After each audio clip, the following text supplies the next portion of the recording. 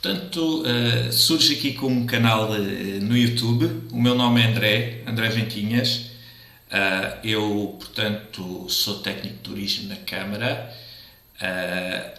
Tenho uma licenciatura em turismo e um mestrado em gestão. E já desde há 5 anos atrás que surgiu este bichinho, entre aspas, de investir nos mercados financeiros. A minha grande dificuldade ao início, quando fiz investimento a nível de mercados financeiros, foi perceber certos pressupostos que eram fundamentais para arrancar antes de fazer investimento nos mercados financeiros. Foi isso que me fez dar muitas cabeçadas e é isso que eu espero que vocês evitem ao máximo. O que me fez, sobretudo, a criação do canal, criar este canal, foi, eu faço muitas visitas a jovens, portanto, do secundário e mesmo a nível do primeiro ciclo, e por vezes falava um pouquinho com eles sobre investimentos. E o que é que surgiu aqui?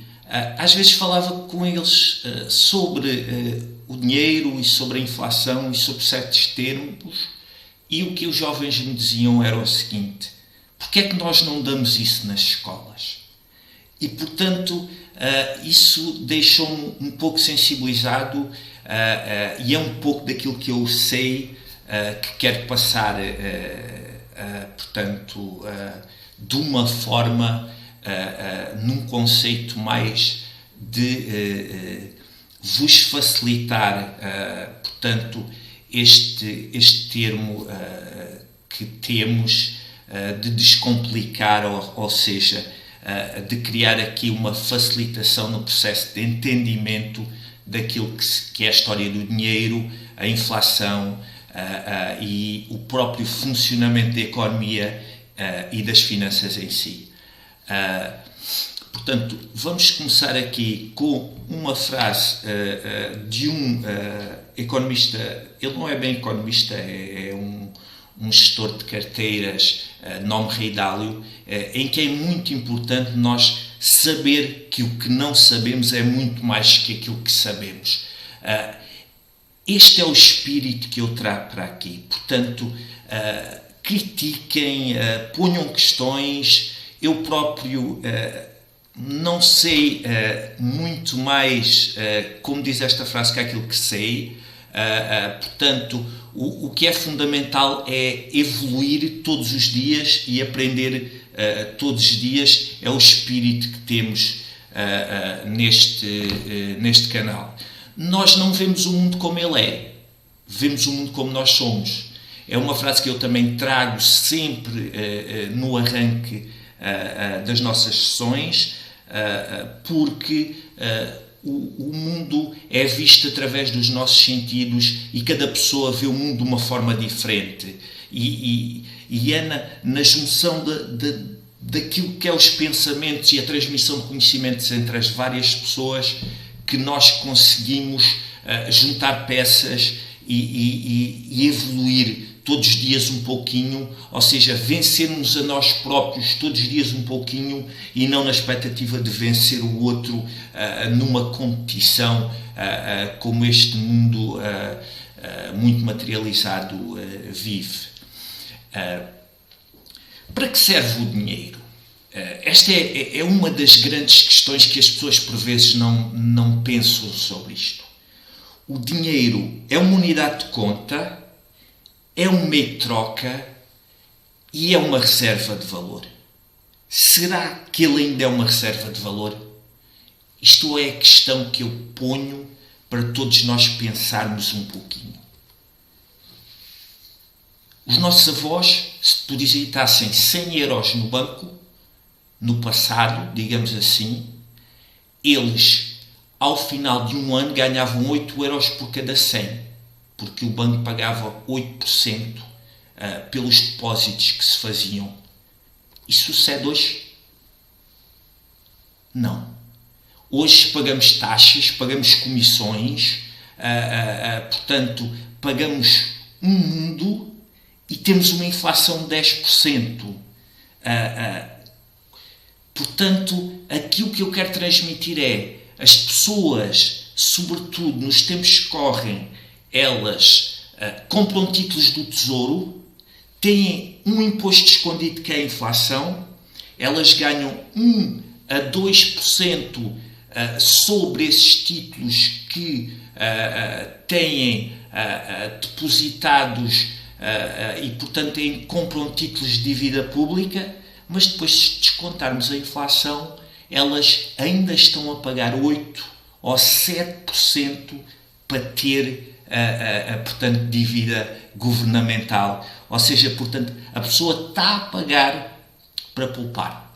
E isto é muito importante que se tenha esta noção para a pessoa estar informada como é que pode fazer investimentos e como é que não pode fazer, que caminho há de seguir. Mas isso eu espero transmitir-vos esse conhecimento um pouquinho mais aprofundado lá mais à frente.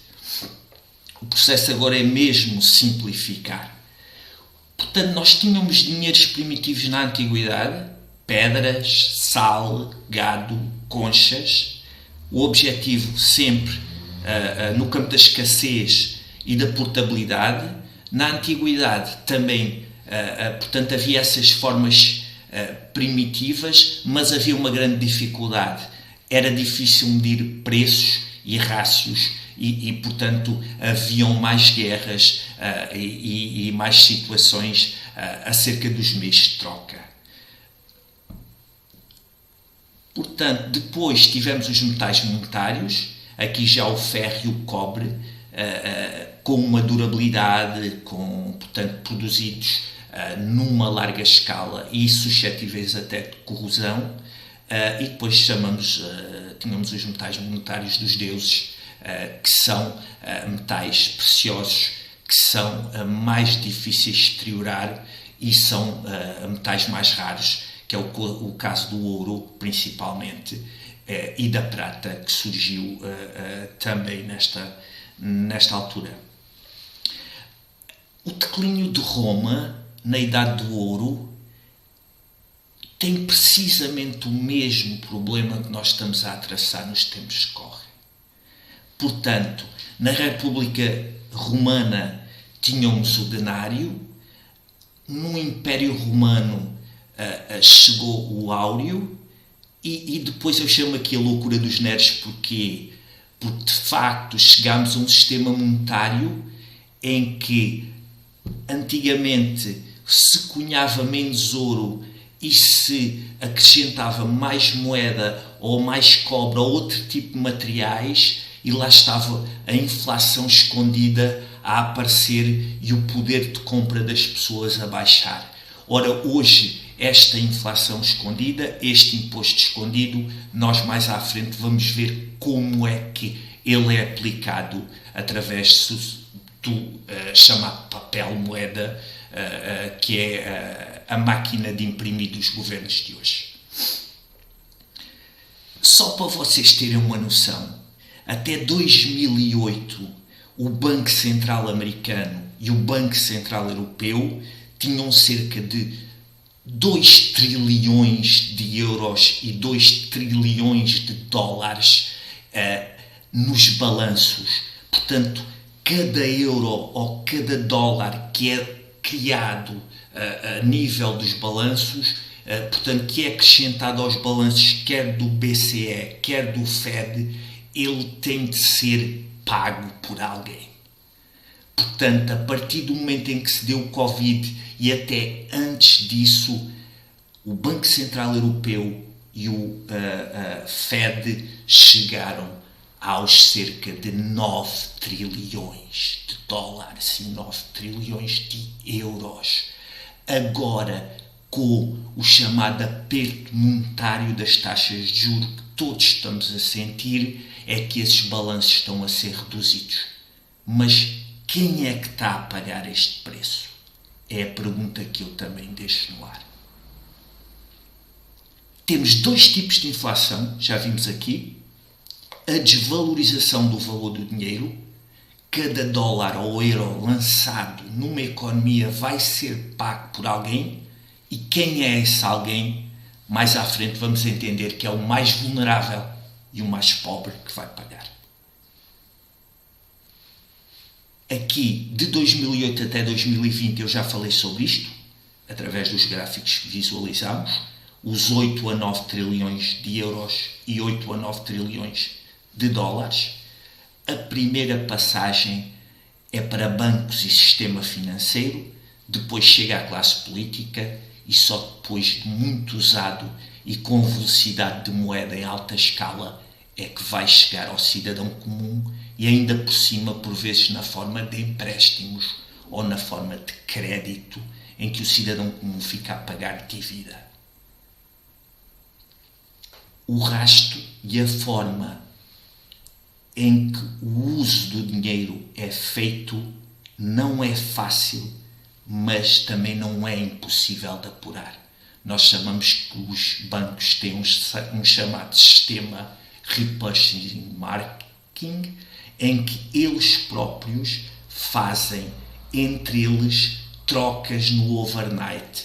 E, portanto, o que é que sucede? Um precisa de mais liquidez, outro precisa de mais títulos. Os próprios bancos comerciais, entre eles alimentam-se numa espécie de economia fantasma, economia escondida, que nós não temos acesso, e que eles, entre aspas, equilibram os seus balanços no overnight quando os mercados estão fechados. O problema ainda maior é que, quando chega ao cidadão comum, esta massa monetária, como eu já referi, chega na forma de dívida.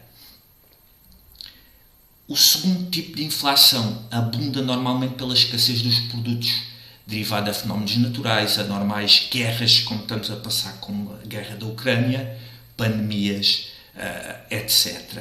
Onde nós estamos a sofrer os dois tipos. Nós tivemos uma grande quantidade de liquidez lançada no sistema a quando da pandemia, e é óbvio que, porventura, era o mal menor que talvez os bancos centrais tivessem de fazer, e depois tivemos o rebentamento da guerra na Ucrânia, e então ficámos a sofrer desses dois tipos de inflação, e acaba por ser isto que nos está a fazer enfrentar grandes dificuldades em que estamos neste momento. Há aqui este ponto que eu gostava. Normalmente os governos medem muito o crescimento dos países ao nível do PIB, do Produto Interno Bruto.